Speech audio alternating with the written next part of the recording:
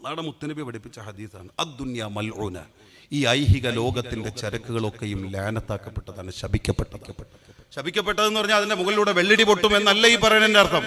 പിന്നെ അവിടെ പറഞ്ഞ ഈ മൽഊന്റെ അർത്ഥം എന്താ?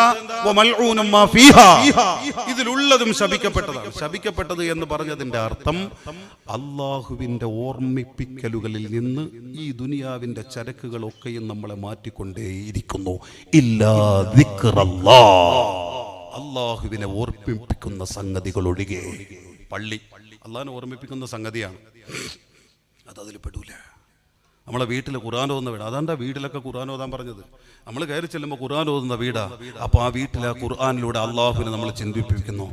ആ വീട് ശപിക്കപ്പെട്ടത്. ഓരോ പള്ളികളിലും ദറസ് വേണമെന്ന് പറയുന്നത് എന്താ കാര്യം? മുത്തഅല്ലിമീങ്ങൾ അള്ളാഹുവിനെ ഓർമ്മിപ്പിക്കുന്ന സംഗതികളാണ്. അള്ളാഹു നമ്മുടെ മക്കൾക്ക് എല്ലാവിധ ഈമാനും ഇൽമും ഖുർആനും ഖുവ്വത്തുൽ ഹിഫ്ളും ഫഹ്മും ഒക്കെ നൽകി അനുഗ്രഹിക്കും.